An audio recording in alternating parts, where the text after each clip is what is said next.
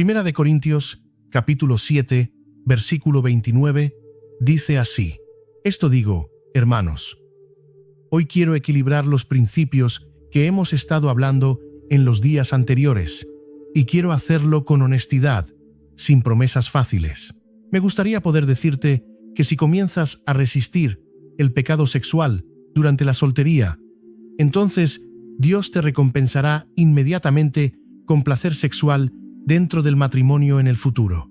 Pero la vida no funciona de una manera tan simple ni tan mecánica. Es verdad que el principio de la gratificación retardada suele traer mayor gratificación más adelante. Es un principio real, válido, observable en muchas áreas de la vida. Sin embargo, la vida cristiana es mucho más compleja y desordenada de lo que solemos admitir. En muchos casos, cuando un cristiano soltero decide caminar en santificación y honra delante de Dios en el área de su sexualidad, Dios sí termina bendiciéndolo con matrimonio y con placer sexual dentro de ese matrimonio. Pero esa bendición, en la mayoría de los casos, llega mucho más tarde de lo que la persona habría deseado según su propio calendario. Y también existen otros casos reales, incómodos de aceptar, pero verdaderos. Personas que deciden santificar su sexualidad, que resisten el pecado sexual con fidelidad, y que aún así nunca llegan a casarse. Por eso necesitamos hablar de cómo vivir una temporada prolongada de soltería no deseada, y cómo seguir glorificando a Dios incluso si Él nunca concede el matrimonio ni el placer sexual dentro del matrimonio. Algunas personas llegan a pensar que resistir el pecado sexual durante la soltería simplemente no vale la pena si existe la posibilidad de no experimentar jamás el placer sexual dentro del matrimonio. Y, siendo honestos, ese razonamiento tiene sentido si el objetivo final de la persona es únicamente el placer sexual. Pero como cristianos, ese no es nuestro objetivo final. Nuestro objetivo supremo es glorificar a Dios. Primera de Corintios, capítulo 10, versículo 31, lo expresa de manera muy clara. Si pues coméis o bebéis.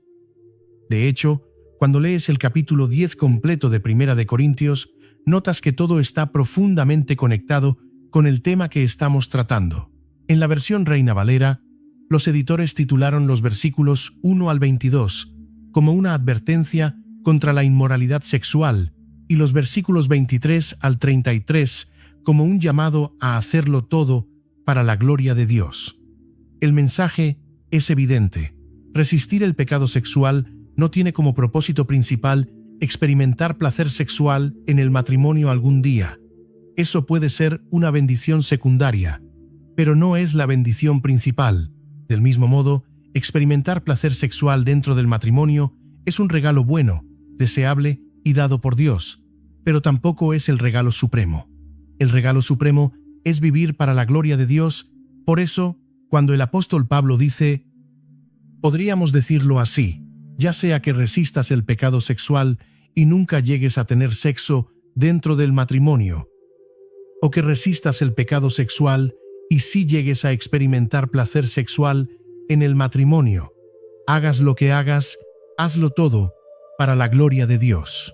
Si no adoptas esta mentalidad, la espera se vuelve insoportable. Porque la realidad es que, aunque muchas personas sí terminan casándose, ese matrimonio no llega en el momento que esperaban.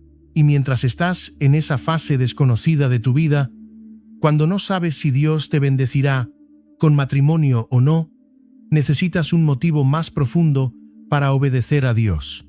Si obedeces a Dios únicamente con la esperanza de recibir placer sexual en el futuro, en el momento en que dudes de esa recompensa, desobedecerás.